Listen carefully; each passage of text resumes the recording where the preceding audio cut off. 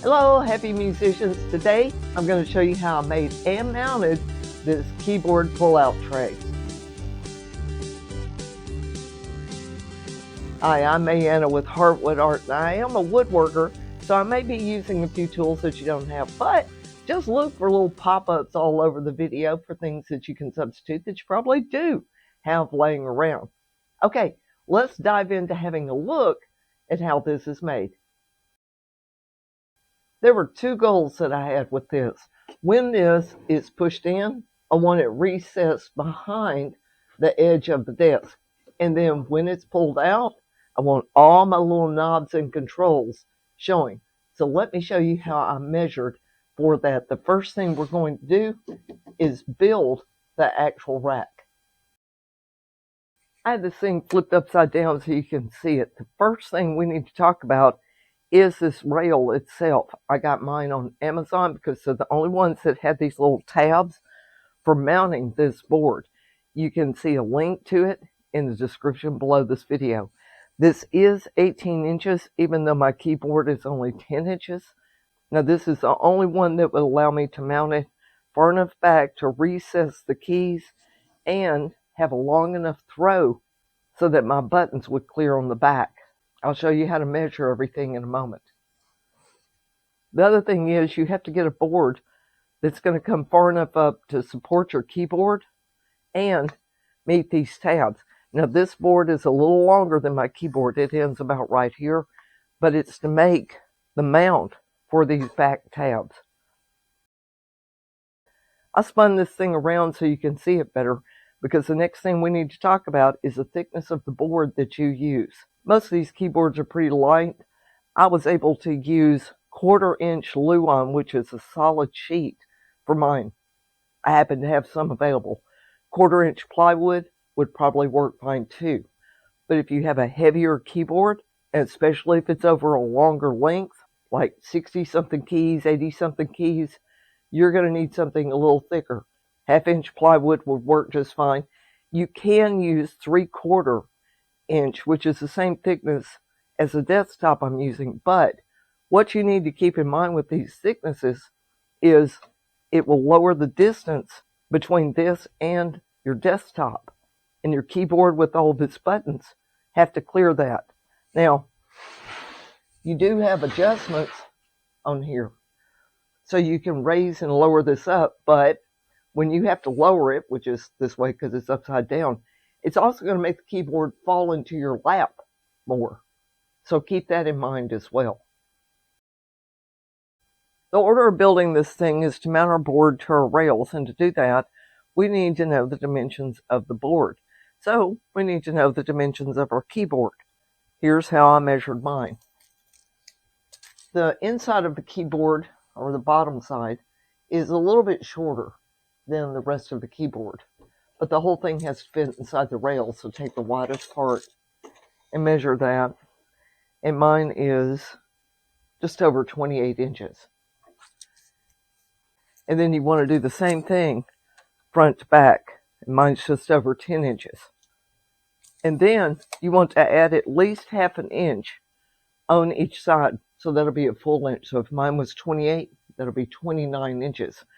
Because you need room for your screws for that tab, right? And that's about 1/2 inch on each side. Now, let me take the keyboard off. I'll show you the back. So my keyboard was only 10 inches, which comes to right here. And you can see I've got a couple of more inches on my board. The reason why is because I have to mount it to these back tabs. So longer is fine. Now the other thing that you want to be concerned about when you're taking your measurements for this board is the recess. So I used a speed square on mine. I'm going to pull this out and put it up against my desk, and you can see that the tip of this rail comes right to the very edge, or just a little bit behind the edge of my table. Now if you don't have a speed square, these things you can get them in plastic. They're pretty cheap for it, but any kind of straight edge, like a level, would do really good, so you can make sure that you're not tipping it either way, just so you can recess it And then you can see that I put the edge of my board in line with the back of that tip. Now, when I set my keyboard on here, the bottom of my keyboard is inset from the actual keys. So I can set it on that board so that the edge of my keyboard comes out over that lip a little bit. And since the tip of this is already inset, my keys are going to be inset. And I still have at least, maybe half an inch, about the width of my finger or so.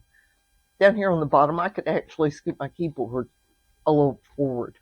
So take that into consideration when you're looking at the full length of where it starts on the front to be inset, and then making this tab in the back. Now, before we mount your board, let's put the brackets on your rails. In the pack of screws that came with your rails, you should have at least 4 machine screws. I had 6. Orient one of the rails so that the tip is on the right, and then place the bracket on the outside with the mounting holes at the top and facing toward you. Align the holes of the bracket so that you have at least 2 empty ones at the top, and the 2 on the bottom snap into the nubs on the rail. Then insert your machine screw and tighten. Then add another bracket with the holes at the top facing toward you to the end of that rail. Then repeat for the other rail. Now you can adjust the height for your actual keyboard later, but this is a stable position for the bracket while you're attaching your tray board to it, which we'll do next. Your rails may have come with 2 lengths of wood screws. The shorter one should be used for a 1/2 inch tray board, and the longer one for a 3/4 inch tray board. But if you're using a 1/4 tray board, like I am, then you can't use these wood screws. I purchased a set of round-headed number 8 32 by 1/2 long machine screws with nuts, and then I drilled holes for them using a 5/32 drill bit. Now, if you intend on using the wood screws, you do not want to pre-drill the holes, but you may want to make a dent in the board to center them, and I'll show you how to do that when I mount the brackets to the desktop later. Okay, as best as I can, I'll show you how I drill my holes for these. This is 1/4 inch material. First thing you do is take your board and flip it upside down, because the brackets are actually going to be on the bottom side of it. So take one of your pulls, make sure the bracket side is pointed out, okay? And then lay it on there so that it's at the tip, okay?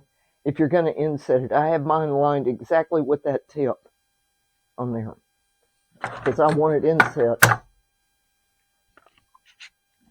And then take a clamp, put it on there to hold it, or have somebody help you and hold it.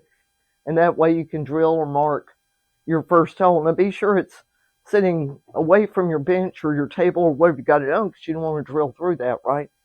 Then once you get that one drilled, take another clamp or have somebody hold it super steady and put that one on before the other one can move. Remove it, and then do your other hole. Okay, now when you get ready for the other side of the board, let's take all this off. Set this one aside so you don't get it mixed up.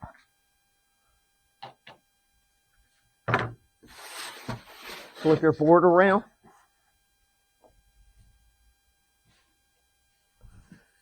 Get your other pull, and this time it's going to be opposite. Make sure the brackets are sticking out, and this time the lip will be on the other side from whatever you did. So place it on there, align it as far back as you want to inset it, clamp it, and drill your holes. Okay, once you do your drilling, make sure the holes are clean on the other side. Flip your board over, and just make sure that they're nice and clean. If they're not, you can go ahead and drill back through them a little bit, use some sandpaper, whatever you need to do. Let's check this side. Yeah, they're not clean. And that little 1/4 inch material kind of flakes. Okay, so now it should be good. Flip it back over. Make sure that your screw goes through on the underside. And it does. Just check all 4 of them first. Okay, I'm getting ready to put my screws in. Make sure that you've got the right pull on the right side and you've got it aligned to your lip. Now, because these are going to be just a little bit long, I want it flat on my front side. This is going to be the bottom, so I'm going to put the screw up through it.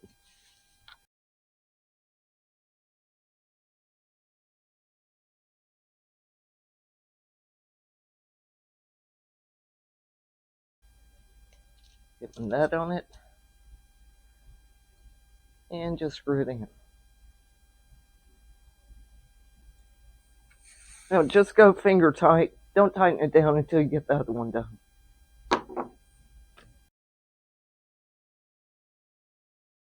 Here's how I mounted mine. Get the board that you're going to mount it to and flip it upside down. Find the center of the front of that board. And then find the center of your tray. I used a speed square to make sure that I had the center line on my table and the center line on my tray matched up. And then I used that speed square again to make sure that the tab on my tray was exactly flush with the front of my desk. And then I marked all of my brackets, the holes on the brackets. Now you don't need to drill pilot holes for wood screws, but I went ahead and drilled the teeny tiniest of little holes just to help get my screws started in the center. So hold this down best that you can. And you just need a little itty bitty teeny hole for the tip of your screw to get started. Make sure that you didn't bump it, that you're still lined up on your marks. Do your best to get in the center. Okay, and then get your screwdriver and your wood screw, and the length that you use depends on the thickness of your desk. Now, you're just going to get this started to hold it. And I would do at least one on the front and back. I would not use a drill for this, at least to get them started. You can do one later when you're ready to tighten them up. But put at least one in each. Get it far enough down there to bite good. And ensure that your bracket stays in place. And then go do your other side. It took me a couple of tries to get on my bracket square where the thing was flush and didn't try to pull one way or the other. But when you're finished, it should come out easily. If it's hard to pull, you've got something bound somewhere. So take these out just a little bit, square it back up again. Try to avoid taking these out because it's the only thing keeping it square to the rails. Well, I sure hope you enjoyed seeing how I built my keyboard pull-out tray. I hope it gave you some ideas and help you avoid some mistakes with it as well. Come on over and see me at heartwoodart.com. You can see a full list of all the tools I use and links for everything, or look below this video in the description if you're watching anywhere else other than the site for those links as well. And be sure to subscribe to the Heartwood Art YouTube channel, and I'll see you online.